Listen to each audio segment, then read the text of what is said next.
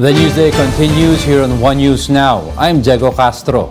President Bongbong Marcos admits that the country could improve its cold storage to help local production.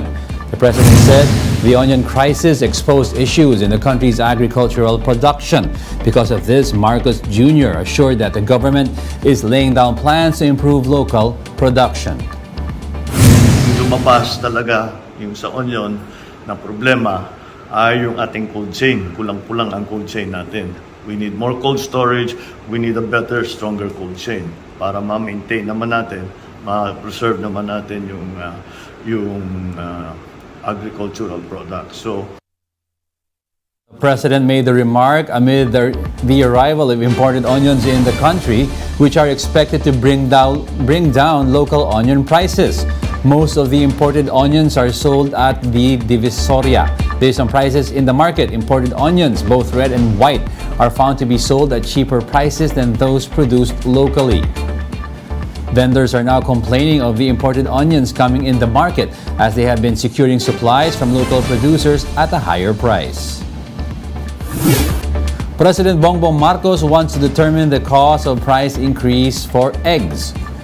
Marcos Jr. ordered the Agriculture Department to meet with egg producers and traders on the matter. The concurrent DA chief also pointed out the disparity between farm gate and retail prices that benefits traders. Based on the DA's monitoring prices of eggs have climbed to 9 pesos per piece from just around 6 pesos last month.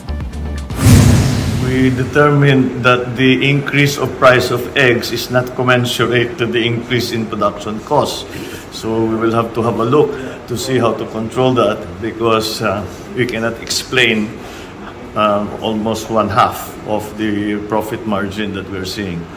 We cannot attribute it to cost. Meanwhile, the president said they are now rationalizing the importation schedule for sugar products. To cut down speculation, we are guaranteeing a buffer stock of 2 months. So hindi magkaka-shortage, hindi dapat tataas ang presyo. We are beginning to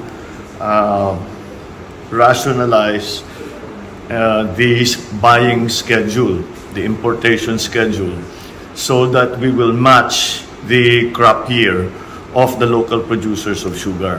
Para hindi naman tayo nagpapasok habang mababa ang presyo. We will be back with more stories after the break. Keep it here in One News.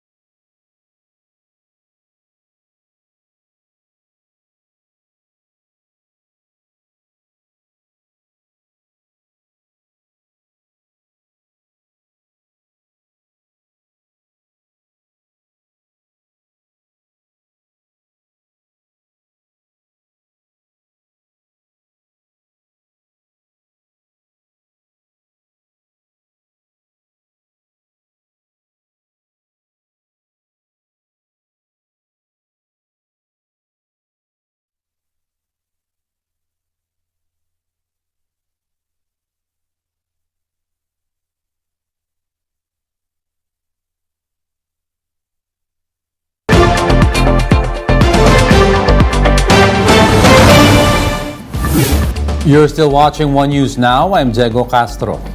The Philippines and the United States are studying the possibility of conducting joint patrols in the West Philippine Sea. This comes after an incident where the Chinese Coast Guard drove away Filipino fishermen from the Ayungin Shoal earlier this month. Manila's ambassador to the U.S., Jose Manuel Romualdez, confirmed that talks of potential joint patrols are on the table, though no further details were given. U.S. Ambassador to the Philippines, Mary Kay Carlson, meanwhile, stressed the importance of working together to ensure the safety and welfare of Filipino fishermen in the West Philippine Sea. So many fisher folk, have their lives wrapped up in fishing. And so the United States wants to do everything possible. There's an array of activities that we can do. We're certainly working very closely with the Philippine Coast Guard in that regard. So whether it's joint patrols or any other activities, there's a variety of things that we're looking into. But the important thing is that it be done in conjunction with our Philippine partners. International Affairs Professor Renato De Castro believes joint patrols will do the Philippines some good. However, he says the Philippine government must be wholly prepared in case China takes it the wrong way. Any action we do, whether it's a joint patrol of the Americans or whether we have fishing vessels or air-fishing boats going to the South China Sea, this will be seen by China as provocation. So again, what's new if we provoke China? The government should show political will, should show independence of action.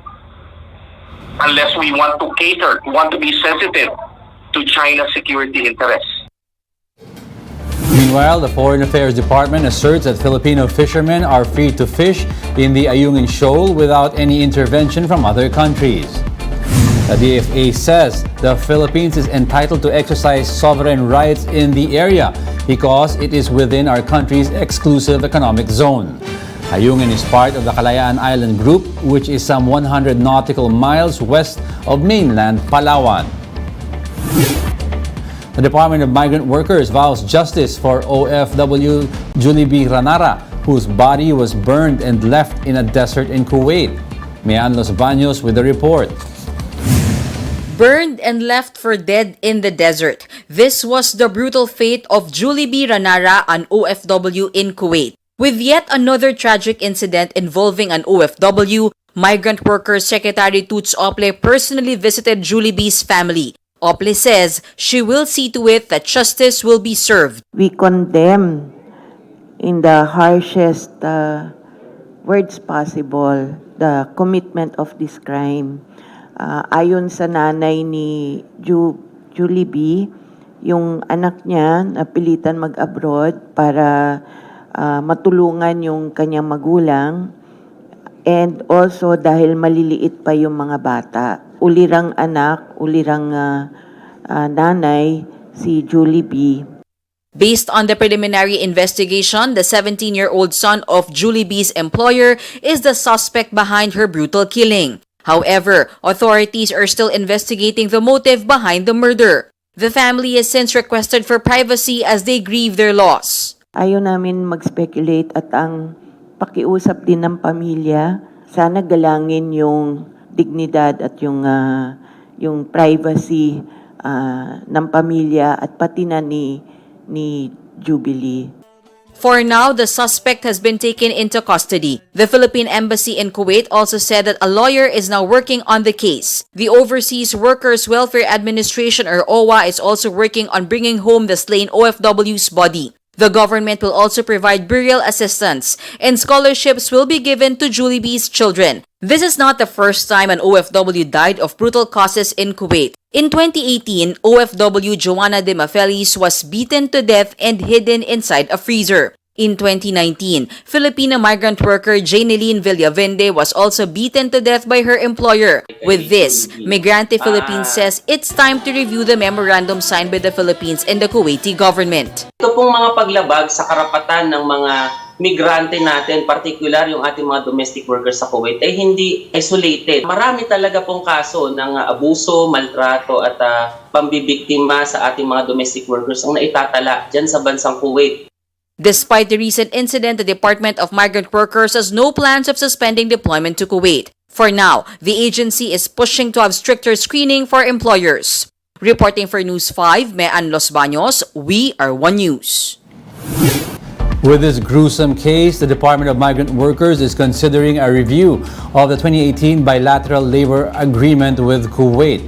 But for some senators, the Philippines should again suspend worker deployment to Kuwait. Labor Committee Chairman Senator Jinggoy Estrada says the deployment ban to Kuwait must be reimposed due to numerous reports of extreme abuse of Filipino workers in the Gulf state. He says Ranara's death is proof that additional safeguards imposed for migrant workers still do not provide Filipinos enough protection. Senate Majority Leader Joel Villanueva also noted that the Senate should look into or study if a deployment ban would be needed.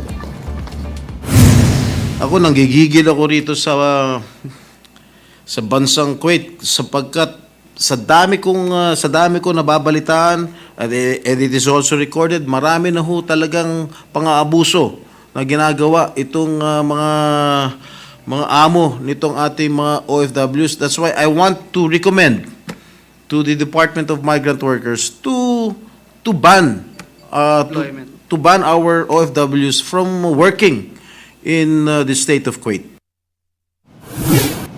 And those are the top stories of the hour. Join us again at 9:45 a.m. as we continue to monitor the day's biggest stories. You can also catch One News on Signal Play. Register an account now at signalplay.com so you can stream One News live anytime, anywhere. I'm Diego Castro. We are One News. All sides, all the time.